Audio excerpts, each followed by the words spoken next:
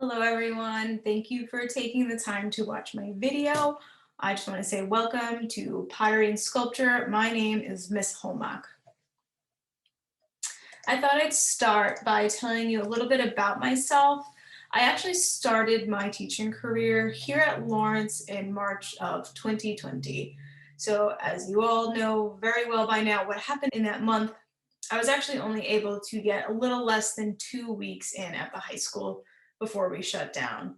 So with that said, I'm actually very excited to finally be in the studio full time with the students so that they can get the full experience of the pottery facility, as opposed to unfortunately having to take the work home like they did last year. So that's good news for you since you don't have to worry about the inevitable mess that clay makes at home.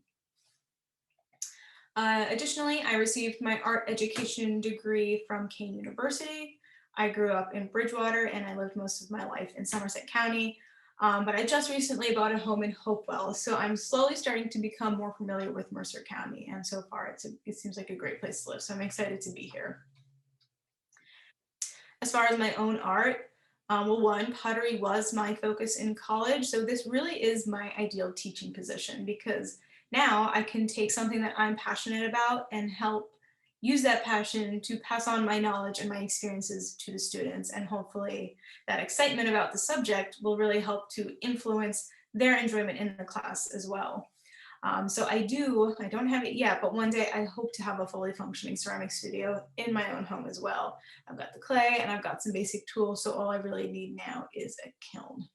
And my last fun fact on here is that on Leap Day of 2020, again, before all the craziness, I actually eloped to Hawaii. Here at LHS, I teach 4 sections of pottery in addition to 2 sections of crafts, which is a brand new course this year. So I'm excited for that one as well and to see how well that class goes. What does class look like? So in class, students will really be responsible for 2 main things. Journal assignments, which can range from artist research to looking at specific techniques to exploring conceptual ideas, etc., and the main pottery projects, which will also include sketching for and planning each project. Before I go into projects, I do completely understand that not everyone comes into the art room with the same experiences or skills. So for that reason, I do not grade on technical skill, but rather 100% on effort.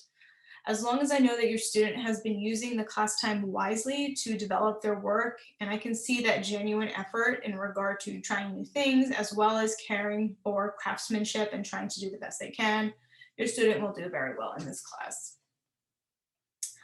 So again, in regard to actual projects, class will start out pretty slowly at first as we begin to learn how the clay behaves. I can tell students all there is to know about clay in theory, but it's that hands-on experience and practice that's really going to give them that deepened understanding. We have already started working with clay. We just started this past week actually. So the students have been able to begin experiencing the material as well as the function of some basic tools and some classroom routines. So those routines are going to become very important because if the student knows what to do and where to get their materials at the start of every class without me having to guide them, it really allows that student to become as independent as possible in the studio, and that helps to maximize our time for creating.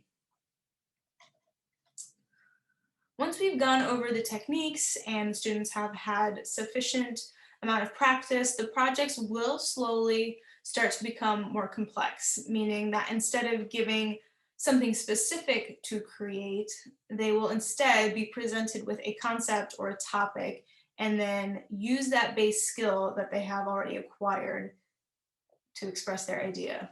What this really does now is allow the student to begin their own creative expression. They can take their own experiences and their interests and channel it into their art making. And my job is to help foster that creative thinking for them. So these projects then become internalized, thus hopefully making that artwork more meaningful to them. What I really love about art class is that not only are these students going to be able to create and take home beautiful and meaningful artwork, but under the surface, many other skills are being learned. So this ranges from that technical know-how, so being able to work with their hands, as well as problem solving. So especially with clay, not everything is going to go as planned or as anticipated. So figuring out what to do when something breaks or when something doesn't go as planned will foster that problem solving skill. Same with critical thinking, learning how to express their own thoughts and their feelings in a variety of ways, creativity and resilience. So even the best potters in the world, and I really like to mention this a lot, even me, not that I'm the best potter in the world, but we still all experience creative block and technical errors despite our experience. So learning to keep going despite setbacks really helps to build up that personal resilience and perseverance. So I hope this presentation got you excited for all the possibilities this year in pottery. I know I myself am certainly very excited to send home all the amazing work that I know is going to be produced in the classroom. But with that said, if you ever have any questions or if you want me to go further into any other information that I presented tonight, you can contact me at ahomework@ltps.org. And it was nice meeting you guys virtually, and I hope you enjoy the rest of your evening. Thanks.